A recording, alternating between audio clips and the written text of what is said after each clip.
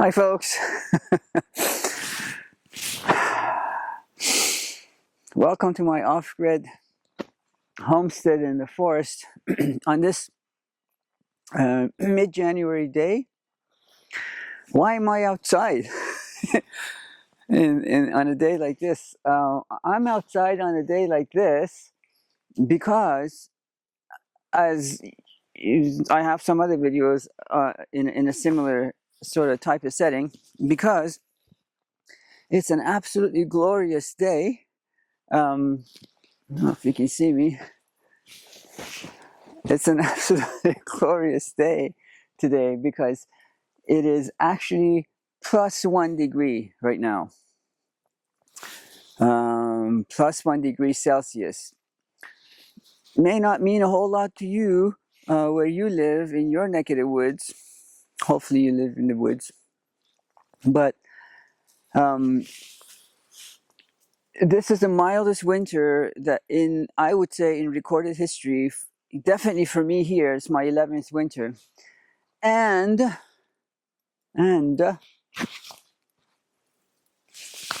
tomorrow, day after, and the day after that, we're going to be finally back into our regular scheduled programming. That is to say, minus 25 Celsius with the wind chill of minus 35 Celsius.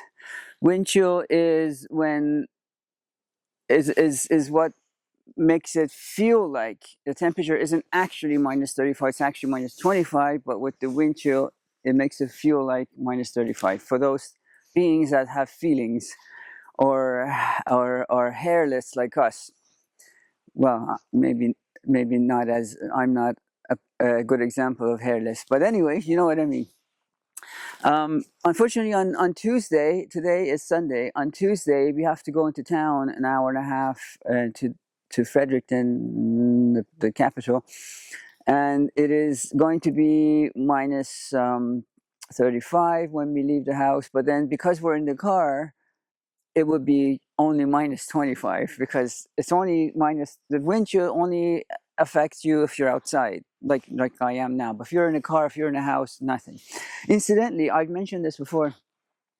When it gets to be that cold on those colder days, minus 25, minus 30, not including the wind chill, as long as the sky is sunny and blue, and there's also the ceiling is high and the sun is piercing, we can actually have our wood-fired cook stove off for a good number of hours, from say like 10 in the morning till about 2 in the afternoon.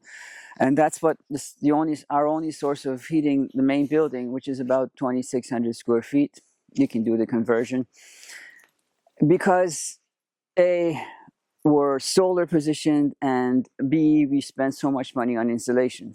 So if you're thinking it's insane to be somewhere where it's minus 25, but I would say it's even more insane. If you think that's insane, it's insane not to have your heat on at all in your house when it's that cold. That's a topic for another video. But today I forgot, I should have mentioned that before I welcomed you, but I want to challenge you on a off-grid type of setting. So this video is, let's call it an off-grid challenge. A few years back, 6-7 years ago, a Hungarian guy, a truck driver, like big transport truck drivers, kept emailing me. He wanted to move here, he wanted to move his family here from Montreal, and was asking me, he was hounding me and questioning me, and I would even say bothering me with questions like, why do I need to have my house insulated? Because I had blog posts about what you need to do before you can live in a cold climate. Why do I need solar panels to be off-grid? The Amish don't have solar panels. And then we would argue back and forth, and he would say, well, why do you have so many? Why do you have 12? Why can't I just have half a solar panel? I'm exaggerating, but you know what I mean. He was saying. So he decided to condition himself. And Montreal is not a warm climate. They're our next province over, but they're a little bit lower elevation, so they're a little bit warmer where they were. And so let's see. He did something interesting, which now I'm going to talk about to you, and I think you should do if you also don't believe me when I tell you how you have to be ready to be off grid. If you want to be off grid, or if you want to be, if you don't want to suffer so much if you're in this sort of setting. So he took his sleeping bag and went and slept in his garage for one night, I think, to see how it would be if he didn't have insulation, because most garages aren't insulated. And I can't remember what he said. It was a while back. They did move here. One of only few people that we associate with in the neighborhood, and so he slowly learned that, yeah, life isn't as easy as that. Like I was saying in another video, for Amish, they've been living like this, like how they are, not like this, like how they live for generations. So they know, like the kids have experienced it. They know, they saw their parents, they saw their grandparents live it. So they don't really have anything else necessarily to compare it to. They don't know the luxuries of you walk into your house, you press a button, the light goes on. You press a button, the heat is as high as you want it, or air conditioning is as cold as you want it. You're hot, you go into a pool. They don't know about any of these luxuries. And so, neither do they know any of their neighbors or people that they associate with. So it's not like saying, oh, I wish I could live like the Joneses over there with their pool and their luxury car and their power and all candles. You know what I mean? They don't know. So it's different when you've grown up with having these things and then you go into nothing all of a sudden. I don't think anybody should experience that. You can go slowly, gradually, or you can move into, if I'm able to do my community, start my own community. You have guidance from people like me who have experienced things, and they can say, okay, at this time of year, be ready for this, be mindful of that, take care of this, time's coming to do whatever, as opposed to all of a sudden you're in the thick of it. For instance, I'm telling you that tomorrow and the day after is going to be really cold. If you have animals, you're inside, and if you haven't, like, we super insulated our chicken coop, but if you haven't done that, you're going to come back to frozen livestock, flock, whatever. Even cows in that, they can't handle that much cold if the barn you've given them or whatever is not warm enough. They can handle some, and then what do you feed them? It's a different kind of feed to build up their. Oh, I think I hear the plow coming. Anyway, yeah, these are things that you don't know as a city folk. You're going out for the first time. The only experience that you may have is web-based. Someone on YouTube or wherever said, this is what you do, this is what I do. And they always seem to be, in my opinion, sugarcoating or telling you what you want to hear to get those thumbs ups or subscribers or whatever, so they can get paid by the advertisers. All right, so my challenge for you today is, if you want to move somewhere like this, I mean, you can kind of apply it to other places, but I can only really, in all fairness, tell you about here. So, I mean, you might be getting ready to move into a hot, arid climate. Well, it could still be off-grid, but hot, arid climate. So I have relatives in California, basically a desert. Cold at night, cool in the morning, hot by about noon or afternoon. Then again, the cycle repeats itself. So they don't have insulation in their homes. They're always complaining about how cold it is at night and early in the morning. I don't really understand that. You know, why not? I mean, people that live there, I would think that there's not like necessarily a shortage of cash. If I can insulate, you can insulate. You don't have to have a big house. You can have a little house. Still, insulation is something you need to be toasty. So, one of I mean, this is it doesn't. When I say off grid, I have another off grid video. It doesn't off grid doesn't necessarily mean you're living, your housing, your shelter. Off grid, I want you to, and I'm challenging you on this. I don't have social media. I have very little footprint on social media. Is YouTube a social media? If it is, then I have that. But other than that, I'm not on Facebook or Instagram or whatever, because for one, I don't want to support these super rich that are taking everyone's information and feeding you what they want to feed you and all. And it's not a conspiracy thing. It's conspiracy theory. This is all facts. So give up for one day. Just be an off-gridder for one day. Try, see if you can, however amount you can do. And I would love to hear your comments back if you're willing to do this challenge. Give up your cell phone. I don't mean turn it off and leave it at home. Take it with you, but maybe if you want to take a picture or something, or an emergency. But don't go scrolling up and down here and there, check statuses, whatever that you normally do. Don't do that. For all intents and purposes, just put it in your back pocket and imagine you don't even have it. What else? What else do you do? Don't go to pubs, clubs. Sky's starting to clear a little bit. That means the panels are going to be clear. That means we're going to collect some, harvest some power. Don't go to clubs, bars, pubs, wherever you go, because you're not going to have that, right? I'm only asking you to do this for one day. If you can't do this for one day, come on. Don't go on the internet if you can. I mean,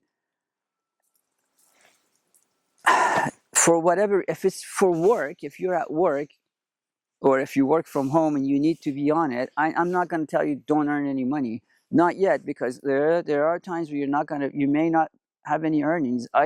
My earning is only $5,000 a year. For Canada, that's about $7,000 below poverty line by Canadian standards. I'm just saying that's almost like not having any income. So I'm not gonna put you through that, because that would be, for one day, for a lot of people not to go to work. If you live in the city, that's a big give up, big ask to give up. I can ask you not to be on social media, but I will probably never ask you not to be. I'd like to not to ask you to not to go to work for one day, but depending on your level of how tough you want to get, I would then ask you, maybe you can not go to work for a scheduled work day. No, I don't mean like a weekend that we wouldn't have worked anyway. I mean a day you would have had to go to work. You call your boss and say, I'm not even make up for it on another day. Just say, I can't come to work today. Call in sick or whatever, and don't get paid. Don't get sick leave or wellness day off or whatever. Don't get paid for that one day. But we'll come to that. That's just for you, those of you who really want to experience that one day off grid. So for one day off grid, you cook your own meals. You don't go to a fast food restaurant. Don't buy coffee. Give up that coffee. Don't. I know you might think that, oh, it's only $1 or $2. I don't even know. Is that how much coffee costs? I don't know. Maybe it costs a lot more. But whatever it is, whatever coffee or tea costs, don't get it. Obviously, by that I mean no cookies, no lunch out, no supper out, nothing. Don't even go to your Whole Foods or whatever and get a pre-cooked meal. I want you to cook what you already have in your fridge. Don't even go out and buy something to cook if you can. If not, go and buy something to cook. But ideally, I want you to eat what you already have at home. It might be a can. It might be just some bread and butter, whatever it is. I'm just trying to toughen you for one day, just one day. I want you to, if possible, I mean, I don't know where you live and your proximity to stores and things. Don't drive. I'm not going to ask you not to bike. or I'm not going to ask you not to leave your house. I'm just saying don't drive. Don't take even public transport. Just bike or walk. Just one day. Just one day. I want you to more. I'll remember more and I'll tell you. But for now, just those. Now, I would love it if you could, any of you, even if it's just one of you, that can manage this just for one day, and then come back and leave a comment and tell me how you did, what you enjoyed from by doing that, and what you didn't enjoy. I mean, I'm not even also not going to ask you not to turn your lights on, especially at night if you're reading a book or something. Since you're not online, we did say don't go online. Definitely no social media. That's not a social media. We can't. We can't. There's no compromise there. If you have to go online for work or whatever, go. But definitely no social media. Reading by candlelight, if you want to. I mean, I'm not gonna toughen. I'm not gonna try to do everything in one day. I will escalate it as escalated. I will escalate it as we go. For those of you who are willing to take the challenge, but for the one day, just baseline, challenge, you don't have to read by candlelight. If possible, like I said, no phone. So I don't want you to, out of boredom, call your family members or friends or someone and say, "Oh, I'm doing this challenge and I don't know what to do. I'm bored out of my mind." Or you're still on the phone. Do you know what I mean? You're still, if you're doing it by your computer, you're still doing it. That's not for work. So just by yourself. There might be times where there'll be an outage and there'll be no internet for you. What will you do? You know what I mean? That's not, it's just one day, folks. I want you to do some contemplating. I want you to not, those are the things that I want you to give up. But now here are some things that, geez, give me a break. I want you to do. Those were things to, I suppose, more like not do. And these things to do. Do some journaling. Just write down whatever. I don't know what you can write down. You can just write about whatever that's been on your mind. You're contemplating, you're thinking, you're re-evaluating your life, whatever. Write it down. Oh, my neck. Jeez. Where I don't even see a big chunk of snow up there. Oh, has that ever happened to you? As it's getting warmer and jeez, it's getting a bit warmer and it's melting and it's coming down. This has happened to, I'm sure, a lot of you. Don't stand under a tree, right? That's the lesson. Oh, where is it coming from? If I come closer, because there's a dip here, you won't be able to see me at all past these bushes. And if I move here, yeah, same thing. Maybe I'll move over here. Now I'm not in the frame. Maybe I'll back up. Let's see if I can back up. Can you see me still here? No. Oh, maybe you can see me. I think I'm safe here, although I don't know if you can see me. I know you can hear me. I thought it was cold. Big chunk of snow on my head. I have my mic here, so hopefully you can hear me. Oh, maybe if I go here, can you see me? No. So, where was I? Yeah, journaling. Do some journaling. Keep records of this day, this challenge. Just write things, and if you're not used to it, as you write things, the different pathways that will open up, and you'll be able to. I know you're not used to it, but then those pathways will get deeper and stronger and smoother to go through. Just like now, I'm walking through a foot of snow. I walked through a foot of snow to get here. On my way back, it would be easier because I've compacted some of the snow there. If I were to come back here again, now that path is even easier. Every time I do this, it will be easier and easier. Same for this off-grid challenge thing. Every time you do something, it'll be easier for you. That phone that you couldn't do without, it'll be easier. Social media that you couldn't do without, one day you might be able to cancel it altogether. Geez, that snow threw me off. and I didn't even rehearse this, and so now I'm in trouble. If you get stuck, if you really want to do a sort of an off-grid living kind of type of thing, in whatever degree, however difficulty, you can contact me. But like you, and like most people, I'm not adverse to eating. And so as an off-grid coach, I'd like to also be compensated. Speaking of compensation, some neighbors going for a walk with their dogs. Otherwise, this is how quiet it is. Let me just not talk for a second.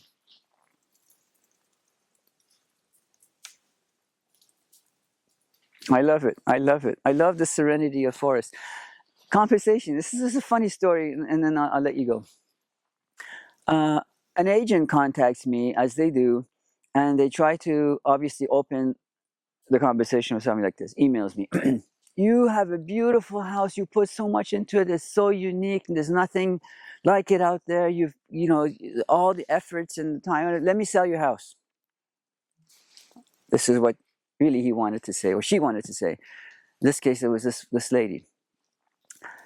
And I said, well, I don't mind hiring agents. I've hired more than 6 before. So it's not about not wanting to hire an agent. I don't want an ordinary agent. And she said, I sold 50 homes last year. Well, folks, I don't go by this Christian or whatever calendar year, but just go back a few years ago. It didn't matter where you lived, but in particular here, people were buying properties sight unseen. In the Atlantic region of Canada, the 3 provinces that are here, between the 3 provinces, we have something like maybe 2 million people that live in them. And it's the size of, I don't know, half the size of Europe. And so I'm exaggerating, but you know, our province is the size of Switzerland. And our population is less than 800,000. In Switzerland's population, I don't know, over 9 million. Just to put it in perspective. So a lot of people wanted to come here, but the only way to come here is if they had a deed to a property, and the borders were closed, even to Canadian, even to other Canadians, the borders were closed. And so people were just buying properties just to say, I have a property here, and I'm just going home. So to get through the border. And so this woman takes me for an idiot by saying, I sold 50 houses. No, you didn't. The houses were there. You managed to get 50 listings, and they sold themselves within minutes. So you didn't do anything. And then so I said, when I said that, I said, I'm not talking about houses that can sell on their own. I'm talking about what are you going to do? How are you going to sell it? And she said, I want to be properly compensated. Again, we haven't talked about compensation yet. I didn't say I didn't want to pay you. I didn't haggle over your rate. I'm just asking you how you're going to sell it. And another guy emails me, says same thing. They say, oh, your property is beautiful, and how you put so much work and time and money and effort into it. Let me sell your house. And I go, well, what is your plan of action? And he says, my personality. My personality?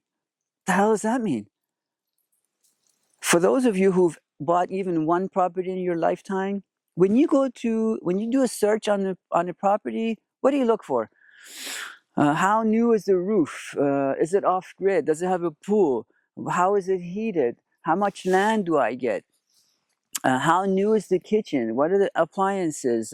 Tile, carpet, hardwood. What else? What are the size of the rooms? These are the things that you look for. I've never heard of anyone say, look at the properties, but look on the right, the pictures of the agents. And forget what the property descriptions are. I'm actually looking to see what agent has the best person. Even then, can you tell someone's personality by a picture? Do you know what I mean? You can't. You can't tell anyone's personality by the picture. So then, is anyone going to buy a property based on an agent's personality? Is that really? If that's what you've done, I want to hear from you. And I have some land in Florida to sell you, by the way. I mean, honestly, come on. This is why I don't like agents in New Brunswick anyway. Buy and sell on your own, folks. Anyway, if that's your challenge. If you choose to accept it, one day go off grid. I'll just recap it. No social media, no phones, no internet unless it's for work. No car, don't drive your car. A scooter, if it's electric scooter, that's even okay. But walk or bike, or you use your electric scooter. Don't. If you run into someone, someone knocks on your door, your family friend, whatever. That's different. But don't go looking for company. Don't call anyone and say, hey, I'm lonely, I'm bored, or whatever, and for one day I can't do anything. Don't go to pubs, don't go to clubs, don't go to cinemas, obviously I said no movies, so no social media, no internet, so don't be watching movies, don't even watch YouTube, don't even have to watch me. This channel is not monetized, so whether people watch it or don't watch it, or thumbs up it, or subscribe, I don't get paid. So, yeah, and then now journal, write down